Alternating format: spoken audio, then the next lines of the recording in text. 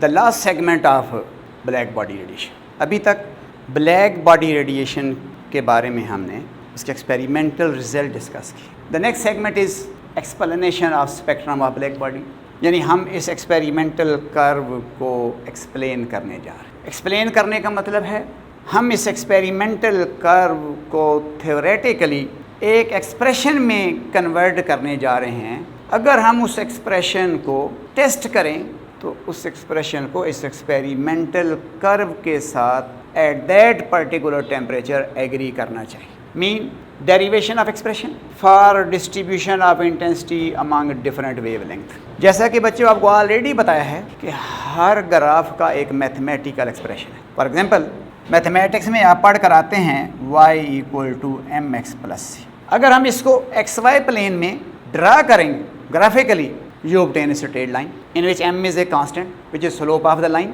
c is also constant which is the intercept value। अब x की किसी भी एक वैल्यू के correspond you can obtain the value of y for a given value of c। Suppose if I write this equation in this form, y = 3x + 1, then what is meant by 3? Slope of straight line which is drawn in the xy plane, not starting from the origin। origin से तो तब शुरू होगी अगर c की value 0 हो तो lines origin start. अब अगर इस इक्वेशन में x की किसी भी वैल्यू के करस्पॉन्ड y की वैल्यू निकालें तो हमें xy प्लेन में एक पॉइंट ऑब्टेन होता है, और अगर वो वाला पॉइंट आपकी किसी एक्सपेरिमेंटल स्ट्रेट लाइन के एग्जैक्टली ऊपर लाई करता है तो फिर इसका मतलब है कि वो वाली लाइन जो आपने एक्सपेरिमेंटली ऑब्टेन की है ये एक्सप्रेशन उसके साथ एग्री कर रहे हैं। प्रॉब्लम क्या था? Black body radiation emitted by black body due to its temperature which are of different wavelength, different intensities. Experimentally study की गई निकलने वाली रेडिएशनों की intensity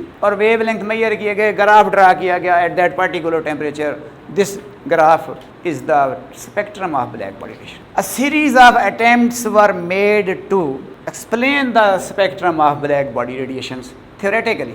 A series of attempts were made to obtain the mathematical expression for the distribution of intensity among different wavelengths. हम उन तमाम attempts को यहाँ पर बयान नहीं कर रहे, हम सिर्फ उन साइंटिस्ट के लाज को एक्सप्लेन कर रहे हैं जो काबिल सताइश थे, जिनका मैथमेटिकल एक्सप्रेशन इस एक्सपेरिमेंटल कर्व को किसी हद तक एग्री करता था। दो फार्मूले हम यहाँ पर बयान करेंगे, एक रेले जीन ने जो फार्मूला बनाया और दूसरा जो वाइन्स ने बनाया। अब गो ये दोनों फार्मूले फेल हो गए इस कर्व को कम्प्लीटली एक्सप्लेन करने में। बाद में इस प्रॉब्लम को मैक्स प्लैंक ने सक्सेसफुली रिजॉल्व किया रेडिएशन का कंसेप्ट को ही चेंज करके। अब देखते हैं कि कौन से वो साइंसदान हैं जिनका वर्क काबिल सताइश था और किस हद तक था। A series of attempts were made to derive an expression for distribution of intensity among different wavelengths। First of all जो हम लॉ इंट्रोड्यूस करने वाले हैं that is Rayleigh Jeans formula, Wien's formula. Rayleigh Jeans ने जो इस curve का mathematical expression बनाया that was on the basis of classical electromagnetic wave theory of radiation. Rayleigh Jeans ने निकलने वाली रेडिएशंस को as an electromagnetic wave treat किया, निकलने वाली एनर्जी को कंटिन्यूस कंसिडर किया और एक एक्सप्रेशन ड्राइव की। वो एक्सप्रेशन इस कर्व को कंप्लीटली एक्सप्लेन नहीं करता। जो फार्मूला रेले जी ने दिया वो इस कर्व को लॉन्गर वेव लेंथ पे जाकर तो एग्री करता है लेकिन शॉर्टर वेव लेंथ पे एग्री नहीं करता, इसलिए फार्मूला फेल हो गया। Distribution of intensity of black body radiation among all wavelength at particular temperature. अब फार्मूला किस बेसिस पे? डिराइव्ड अब formula on the basis of classical electromagnetic wave. What was the formula? Formula क्या था बच्चों? सिर्फ आपकी अंडरस्टैंडिंग के लिए फार्मूला लिखा, फार्मूला ड्राइव नहीं करना। हमारे सिलेबस में सिर्फ वो अटेम्प्ट्स रिकॉल करनी हैं जो इस एक्सपेरिमेंटल कर्व को कंप्लीटली तो एक्सप्लेन नहीं करती थी, पार्शियली एक्सप्लेन करती थी। तो क्वालिटेटिवली सिर्फ ये बताना है कि Rayleigh Jeans formula derived, Rayleigh and Jeans derived formula on the basis of classical electromagnetic wave theory. और रेले जीन का फार्मूला क्या था वो ज़रा देखें, R lambda 2 pi c kt over lambda की power. Here kb is Boltzmann constant. अभी हमने एक कांस्टेंट इंट्रोड्यूस किया था which was Stefan Boltzmann constant. This is simply Boltzmann constant जो कि आप केमिस्ट्री में पढ़ कर आए हैं बच्चों. kb that is equal to r divided by n. What is r? Universal gas constant. And Na that is Avogadro number. What is r lambda? Spectral radiancy या इंटेंसिटी क्या है बच्चों? वेवलेंथ और टेम्परेचर. तीन वेरिएबल इस expression में मौजूद.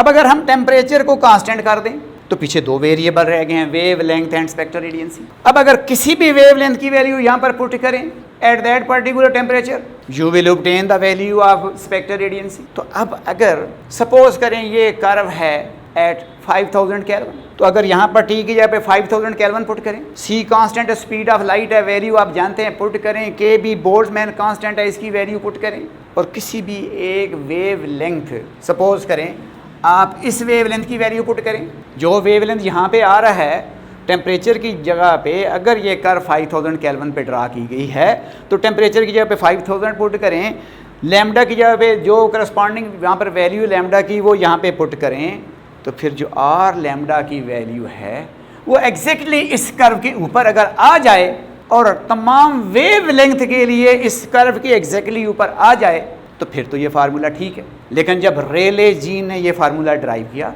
और फिर इसको एक्सपेरिमेंटल कर्व के ऊपर जब टेस्ट किया तो पता चला कि Rayleigh Jeans formula black body radiation के स्पेक्ट्रम को सिर्फ लॉन्गर वेवलेंथ पे जाकर एग्री करता था, शॉर्टर वेवलेंथ पे टोटली डिसएग्री करता था, इसलिए फार्मूला डिस्कार्ड कर दे. अब अगर इस फार्मूले को मैं अपनी एक्सपेरिमेंटल कर्व के साथ दिखाऊं तो ये फार्मूला यहाँ पर आएगा. This is Rayleigh Jeans formula. और ये जो फार्मूला रेले जीन ने ड्राइव किया on the basis of classical electromagnetic wave theory, classical physics की बेस पे, तो ये फार्मूला जब डिफरेंट वेव लेंथ के लिए टेस्ट किया गया तो नज़र आया कि ये वाला जो फार्मूला है, जो रेले जीन फार्मूला है, वो लॉन्गर वेव लेंथ पे तो इस कर्व को जाकर एग्री कर रहा है, शॉर्टर वेव लेंथ पे इस कर्व को एग्री नहीं कर. सो इस फार्मूले का drawback, Rayleigh Jeans formula explain the spectrum of black body radiation at longer wave lengths. सिर्फ लॉन्गर वेव लेंथ पे एक्सप्लेन करता है, शॉर्टर वेव लेंथ पे डिसएग्री करता है, रिजेक्ट. फिर इसके बाद जो नेक्स्ट अटेम्प्ट की वाइन्स फार्मूला, जो कि अप्रिशिएटेबल सक्सेस है, जो अप्रिशिएटेबल अटेम्प्ट है. वाइन्स ने भी फार्मूला क्लासिकल फिजिक्स की बेस पे ही बनाया लेकिन थर्मोडायनामिक्स का सहारा लिया.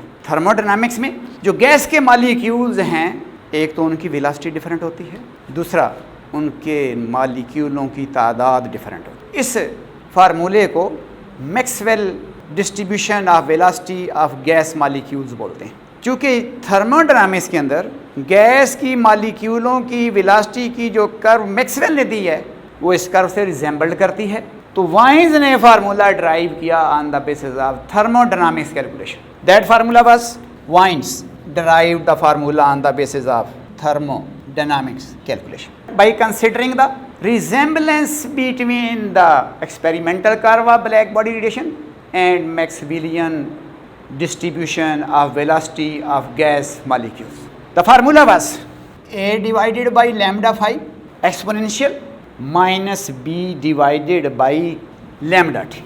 This formula theoretically derived by Wiens on the basis of thermodynamics. अब उसी तरह से जब इस फार्मूले को टेस्ट किया गया किसी पर्टिकुलर टेम्परेचर पे, किसी वेवलेंथ के करस्पॉन्ड स्पेक्ट्रल रेडियंसी मेजर की गई और जब कर्व के ऊपर वो वैल्यू प्लेस की गई तो वो हर पॉइंट के ऊपर इस कर्व को एग्री नहीं कर रही थी. The formula derived by the explain this curve at shorter wavelength and completely disagree with longer. अगर हम इस फार्मूले को वहाँ पे दिखाएं तो ये फार्मूला शॉर्टर वेवलेंथ पे एग्री कर रहा है, लॉन्गर वेवलेंथ पे disagree. This is the Wien's formula. Agree experimental curve at shorter. So spectrum of black body या derivation of expression for distribution of intensity among different wavelength A series of attempts were made to obtain the mathematical expression. हमने दो फार्मूले discuss किए, one made by Rayleigh Jeans जो कि experimental curve को longer wavelength पे agree करता है, शॉर्टर पे डिसएग्री करता है। दूसरा वाइन्स फार्मूला जो कि शॉर्टर पे एक्सपेरिमेंटल कर्व को एग्री करता है, लॉन्गर पे डिसएग्री करता है। ये दोनों फार्मूले क्लासिकल फिजिक्स की बेस पे बनाए गए। ये वाला formula classical electromagnetic wave theory of radiation की बेस पे बनाया गया और ये फार्मूला थर्मोडायनामिक्स कैलकुलेशन की बेस पे। दस Rayleigh Jeans and Wien's formulae were failed to explain the spectrum of black body radiation completely. These formulae were failed to explain the distribution of intensity या spectral radiancy of black body radiation among all the wavelength at a given temperature. और reason कि ये दोनों फार्मूले classical physics की base पे बनाए गए। A successful attempt was made by Max Planck, who proposed quantum theory of radiation to explain the spectrum of black body radiation. Max Planck ने इस कर्व को completely explain करने के लिए एक नई थ्योरी प्रपोज की। रेले जीन फार्मूले में रेले जीन ने ब्लैक बॉडी रेडिएशंस को continuous flow of energy consider किया, ब्लैक बॉडी से निकलने वाली रेडिएशन को इलेक्ट्रोमैग्नेटिक वेव ट्रीट किया, तो फार्मूला इस स्पेक्ट्रम को एक्सप्लेन करने में नाकाम रहा। मैक्स प्लैंक ने 20वीं सेंचुरी के बिगिनिंग में इस स्पेक्ट्रम को एक्सप्लेन करने के लिए रेडिएशन की एक नई थ्योरी प्रपोज की और दो बोल्ड रिमार्केबल अजम्पशन दिए अबाउट द कैविटी रेडिएशन, जो कि अभी हम नेक्स्ट सेशन में पढ़ने जा रहे हैं। According to Max Planck, energy of black body radiation is quantised not continuous. इस ब्लैक बॉडी से जो एनर्जी एमिट हो रही है वो डिस्क्रीट पैकेट की फॉर्म में है, पार्टिकल की फॉर्म में है। उन पार्टिकल्स को क्वांटा कहते हैं। मैक्स प्लैंक कहता है कि जो कैविटी के एटम हैं या कैविटी के जो मॉलिक्यूल्स हैं वो हार्मोनिक ऑसिलेटर बिहेव करते हैं and have discrete values of energy which are the integral multiple of HF. So HF is the quantum unit of energy and the packet associated to this energy is known as quanta. So energy of each quanta is HF. H is the Planck's constant, F is the frequency of vibrations of oscillator. दूसरा assumption जो कि black body के spectrum को explain करने के लिए max Planck ने दिया वो ये था, an oscillator neither emit nor absorb energy if it remains in one quantized state. It only emit and absorb energy when it jump from one quantized state to another quantized state in the form of discrete packet which is known as quanta. So now let us discuss the Planck's radiation law which successfully explains the spectrum of black body radiation.